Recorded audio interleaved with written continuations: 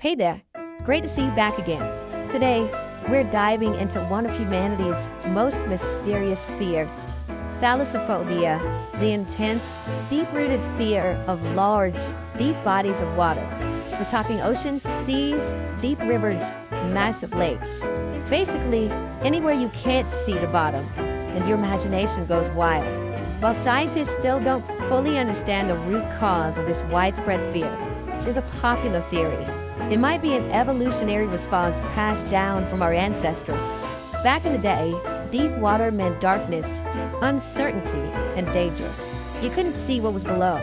There could be predators like sharks or crocodiles, where you could just, drown.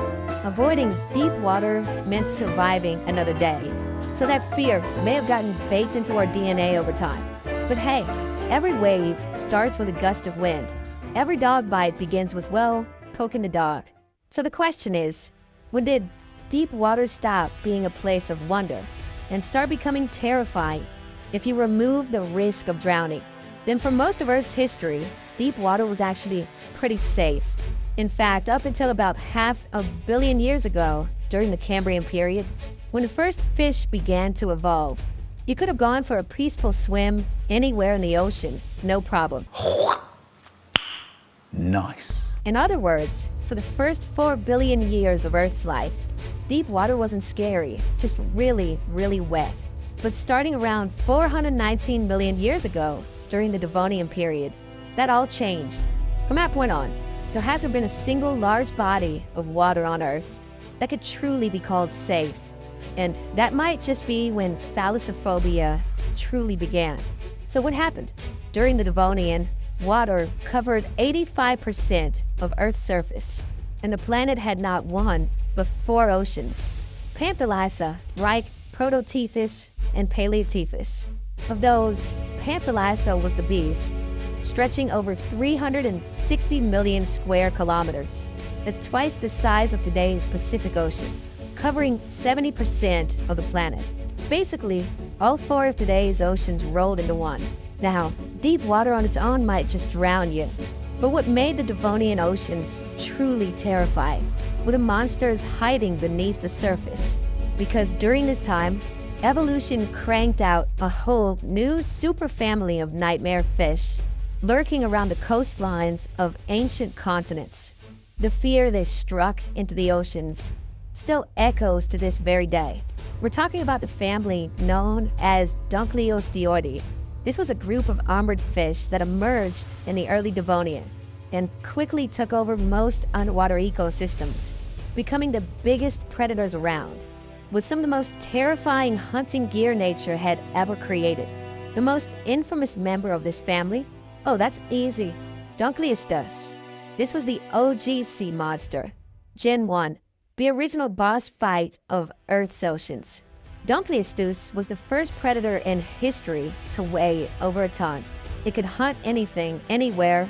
Basically, imagine a great white shark on super soldier serum, but thicker, bulkier, and decked out in bone armor, covering its entire skull and upper body. The thickest part, right behind the head, 2 to 3 inches of solid bone. Unless you're the Hulk, you're not getting through that. But even without the armor, this thing was nightmare fuel, just based on its sheer size. Sadly, only the heavily armored head of Dunkleosteus fossilized, so we don't know exactly how thick it was overall. But estimates say the smaller models were about 13 feet, 4 meters, long and weighed around 1 ton, while the XL editions stretched up to 33 feet, 10 meters, and weighed in at 4 tons. At that size, if a human time traveled and fell into the Devonian Ocean, we'd basically be floating snack packs. Nice. The jaws of Dunkleosteus didn't have teeth, not in the way we think of them. Instead, they had giant, razor-sharp bone plates, and when those bone blades slammed together, they delivered a bite force of up to 11,000 pounds per square inch. That's like a fully grown African elephant stepping on your fingertip, a biological guillotine. To put in perspective, that's twice the bite force of Megalodon, 5 times stronger than a T-Rex, 20 times stronger than a great white, and 100 times stronger than a lion. a lion, but it wasn't just brute force. Dunkleosteus had dense, reinforced jaw plates, engineered to withstand its own power, meaning it could crunch through bones, shells, and even the armored skulls of other Dunkleosteus, like it was shopping bags. If one of these monsters locked onto you, you were basically deleted from existence. It also had a freaky trick up its sleeve. Dunkleosteus opened its mouth using a 4-bar linkage mechanism, similar to what you find in a modern oil pump jack. That system let it snap, open its jaws in just 20 to 60 milliseconds. That's twice as fast as a blink. And that speed didn't just look cool.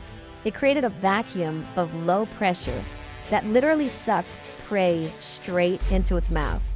So yeah, just one Dunkleosteus made the Devonian seas hundreds of times more dangerous than anything in Jaws 1975. But Dunkleosteus wasn't the only nightmare in its family tree.